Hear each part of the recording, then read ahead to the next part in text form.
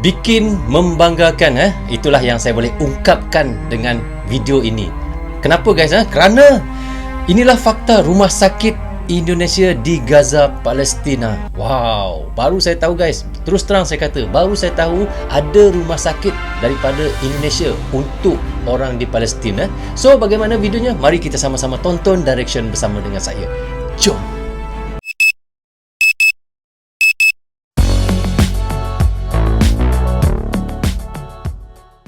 Hai guys, Assalamualaikum. Apa khabar semua? Berjumpa lagi kita di dalam Bro Zul Channel guys. Apa khabar anda orang Indonesia, orang Malaysia, orang Brunei, orang Singapura dan di seluruh dunia? Apa khabar anda semua? Saya doakan semoga anda sentiasa sihat, sentiasa dalam rahmat Allah, sentiasa dalam lindungan Allah dan sentiasa diberkati oleh Allah Subhanahu Taala. Itulah sebaik-baiknya rezeki yang Allah berikan kepada kita, iaitu kesihatan dan umur yang panjang. Okey, hari ini kita nak reaction lagi satu lagi video daripada Bicara guys, dan tajuknya katanya ini bikin bangga, inilah fakta rumah sakit Indonesia di Gaza, Palestin. So anda boleh pergi ke channelnya, klik butang subscribe dan klik butang loceng, tanda sokongan anda kepada Bicara guys. So tanpa berlengah lagi dan tanpa membuang masa, mari kita sama-sama tonton direction bersama dengan saya. Jom. Perbatasan Israel-Palestina sampai hari ini masih saja berlangsung. Jutaan ya, orang betul, menjadi guys. korban mulai dari orang dewasa hingga anak kecil. Jika sebagian negara memberikan bantuan berupa tenda pengungsian, maka Indonesia menempuh cara yang berbeda, yaitu membangun rumah sakit. Rumah sakit Indonesia berhasil dibangun di jalur Gaza. Bangunan itu berdiri di tanah wakaf pemerintah Palestina seluas 16.261 meter persegi. Kapasitas rumah sakit terdiri dari 100 tempat tidur. Wow, banyak 100 tempat Dilansir tidur dari guys. website resmi Mercy, ada beberapa fakta menarik yang dapat kita peroleh dari pembangunan rumah sakit Indonesia ini. Berikut adalah fakta menarik dari rumah sakit Indonesia yang ada di jalur Gaza.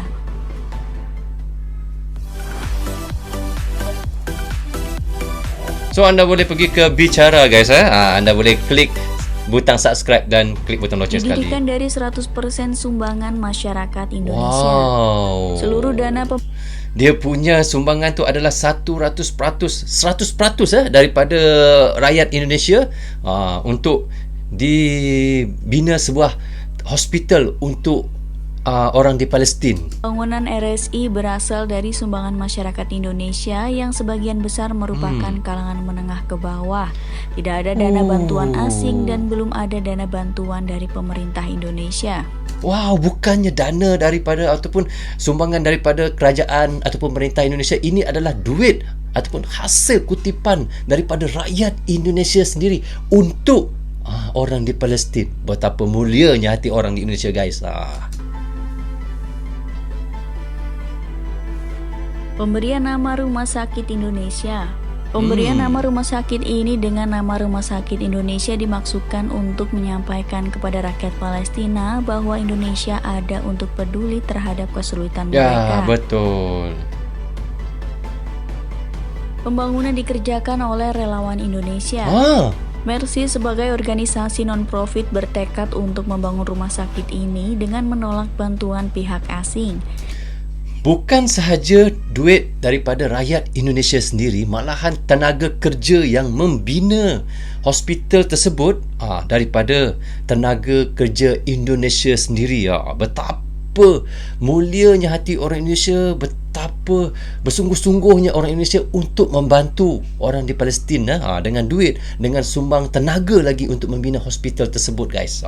Sehingga untuk pembangunan pun dilakukan oleh relawan dari Indonesia relawan yang kebanyakan merupakan ahli konstruksi. Bayangkan guys, nama pun relawan guys. Relawan ni tak ada gaji orang buat ni. Betul-betul kerja buat begitu je tanpa upah. Menjadi bangunan paling megah di daerah konflik Gaza. Ternyata megah. pembangunan rumah sakit megah ini sangat tidak main-main. Buktinya baik dari segi arsitektur hingga bahan bangunan, semua dibuat dengan istimewa. Mungkin hal ini sebagai bukti betapa seriusnya masyarakat Indonesia pada nasib warga Palestina. Betul. Bahkan rumah sakit ini sudah memecahkan 2 rekor di sana loh. Pembangunan RSI berhasil memecahkan 2 rekor pengecoran terbesar di Gaza. Yang pertama adalah pengecoran lantai 2 RSI sebesar 483 meter kubik dan kemudian disusul pengecoran lantai 2 sebesar 500 meter kubik beton yang selesai hanya dalam waktu 8 jam. Bangunan cepatnya. RSI juga dibangun dengan arsitektur yang sangat memukau. Apabila dilihat dari atas, bentuk rumah sakit itu akan terlihat seperti persegi 8. Ya, segi 8, betul. Menggunakan cantik nama-nama dalam dia. pulau Indonesia untuk penamaan ruangannya. Beberapa penamaan di ruangan rumah sakit menggunakan nama-nama pulau di Indonesia. Guna lebih mengakrabkan masyarakat Palestina dengan pulau-pulau yang ada di Indonesia.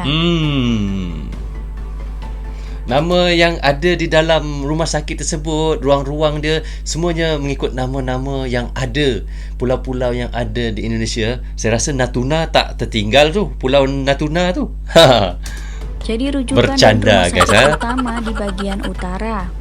Sobat bicara, meskipun banyak rumah sakit yang ada di areal Gaza sana, siapa sangka RSI jadi tempat berobat utama di kawasan utara. Ya. Pasalnya, selain didukung dengan bangunan yang sangat besar, peralatan yang ada di sana juga lengkap tersedia. Meskipun kadang kiriman dari Indonesia sering telat karena satu dan beberapa alasan. Namun hal itu bukan sebuah permasalahan yang besar. Bahkan beberapa dokter dari Amerika dan beberapa negara lainnya yang berkunjung ke sana pun mengaku takjub dengan rumah sakit buatan Indonesia.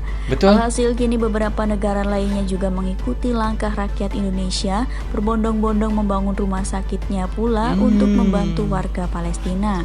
Bagus guys, sebenarnya benda tu satu saingan yang baik. Walaupun Indonesia adalah negara yang pertama membina sebuah hospital ataupun rumah sakit di Palestin dan negara lain mengikut contohnya. Malaysia pun buat dan negara lain pun buat, seperti Turki pun buat, contohlah itu adalah satu saingan yang sehat, bukan saingan yang tak baik. Bila banyak rumah sakit, maka bagus untuk di sana ya. Andai kata kalau rakyat kita pergi ke sana, rakyat Indonesia pergi ke sana, contohnya rakyat Indonesia pergi ke rumah sakit Indonesia, kemungkinan percuma sahaja sebab tak perlu bayaran kerana rumah sakit tersebut adalah dibina oleh orang Indonesia sendiri. Itulah baiknya bila ada rumah sakit Indonesia sendiri yang ada di Palestin dan tidak perlu membayar walaupun RM1 sekalipun ataupun RM100 sekalipun, tak perlu. Sebab ini adalah rumah sakit Indonesia dan sebenarnya tujuannya adalah untuk membina rumah sakit ini untuk membuat, orang kata, membantu rakyat Palestin di mana yang mereka sedang sakit ya. Sungguh baik hati orang Indonesia kan.